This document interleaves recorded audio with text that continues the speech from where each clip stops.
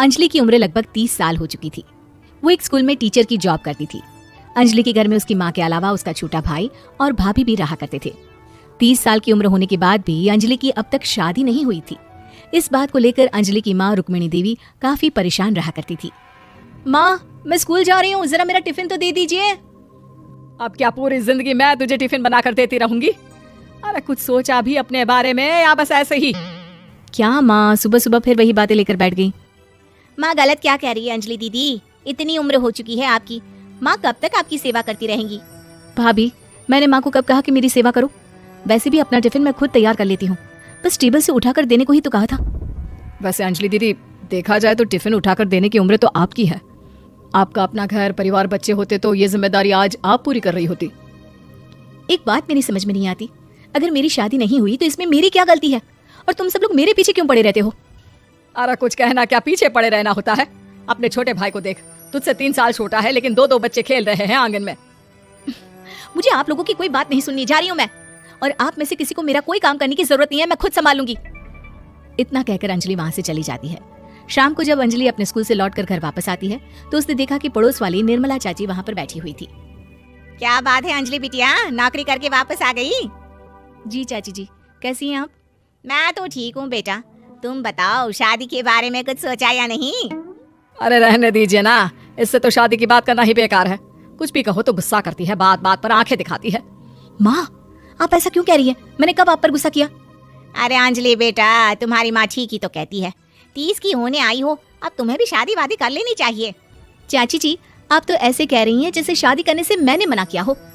रहने दीजिए निर्मला चाची, हमारी अंजलि दीदी को अभी तक उनकी पसंद का दूल्हा नहीं मिला ना, इसीलिए वो शादी नहीं कर रही। भाभी, ऐसी कोई बात नहीं है। अरे तो फिर क्या बात है? तुम्हारी माँ ने तुम्हारे लिए इतने रिश्ते ढूंढे लेकिन तुम्हें कोई पसंद ही नहीं आता। क्या है ना चाची जी, हमारी ननद रानी नौकरी जो करती है ऐसे ही थोड़ी ना किसी को पसंद कर लेंगी। अरे भाई, नौकरी का घमंड है तो बात अलग है, कोई और बात हो तो बताओ, कोई रास्ता निकाला जाए।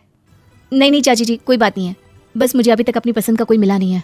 सुन लिया आपने, इस लड़की के तो पर निकल आए हैं और इतनी उम्र में अपनी पसंद का कोई मिलेगा भी नहीं इसे। माँ, आप मेरी शादी को लेकर हमेशा मुझे ताने क्यों मारती रहती हैं? अपनी माँ की बातें तो ताने लगती है। ताने हैं? बताओ, मैंने कुछ गलत कहा क्या? देखो ये सब छोड़ो, मेरी दूर की बुआ का बेटा है, उसकी अभी शादी नहीं हुई है, उम्र होगी कोई 34-35 साल। आप कहें तो बात आगे बढ़ाऊं? अरे हाँ हाँ, क्यों नहीं, ये भी कोई पूछने की बात है। अरे जल्दी से लड़के को यहाँ बुला लो।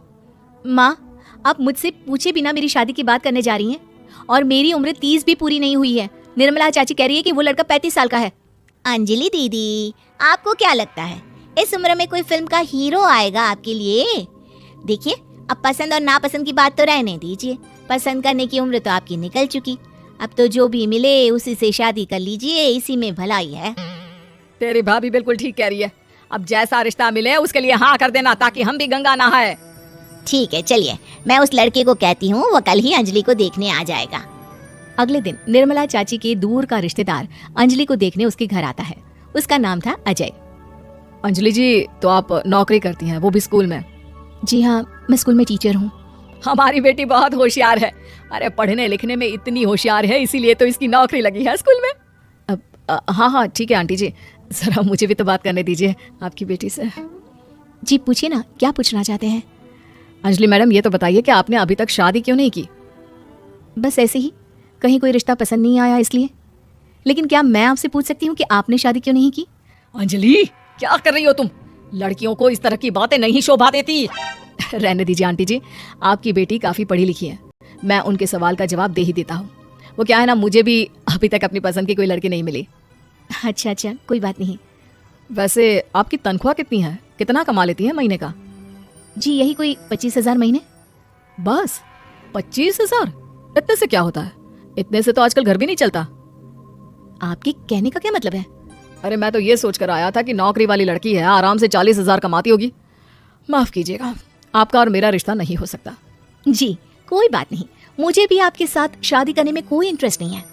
अंजलि, किस तरह की बात कर रही हो? घर आए रिश्ते को ठुकरा रही हो तुम। दीदी, अब इस उम्र में आपको इतनी अकड़ नहीं दिखानी चाहिए। अच्छा खासा रिश्ता हाथ से निकल गया, कहीं ऐसा ना हो कि जिंदगी भर कुंवारी ही रह जाओ आप। कुछ दिन और ऐसे ही निकल जाते हैं। और अंजलि की शादी कभी नहीं होती। अंजलि के परिवार वाले बिंदास उसे ताने मारते रहते हैं, लेकिन अंजलि एक बड़ी नौकरी की तैयारी करती है और उसमें सिलेक्ट होने के बाद अंजलि को एक बहुत बड़ी नौकरी मिल जाती है। अब तो दीदी के नखरे और भी ज्यादा बढ़ जाएंगे भाई। अब तो इतनी बड़ी नौकरी जो लगी है, अब इनकी शादी होने से रही। माँ, मुझे नौकरी के लिए दूसरे शहर जाना पड़ेगा। आप जानती हैं ये बहुत बड़ी जॉब है और इसमें पैसे भी बहुत ज्यादा मिलेंगे। अच्छा, कितने पैसे मिलेंगे बेटा? माँ, मुझे हर महीने 90,000 सैलरी मिलेगी। क्या? अरे वाह वाह, ये तो बहुत अच्छी बात है।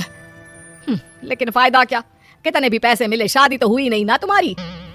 अंजलि नौकरी करने के लिए दूसरे शहर में चली जाती है और जब कुछ महीनों के बाद वो वापस घर आती है तो उसे अपने पति के साथ देखकर उसके घर वाले हैरान रह जाते हैं। अरे अंजलि, तूने शादी कर ली और हमें बताया तक नहीं। और दामाद जी करते क्या है? इतनी बड़ी कार है उनकी। माँ, मैं आपको सब कुछ बताना चाहती थी, लेकिन आप सबके ताने सुनकर बहुत दुखी हो गई थी और इसलिए मैंने अपनी पसंद से शादी कर ली। मेरे पति मेरे साथ ही ऑफिस में नौकरी करते हैं और बहुत बड़े अफसर हैं। और एक बात बताऊं माँ, आज मैं बहुत खुश हूँ।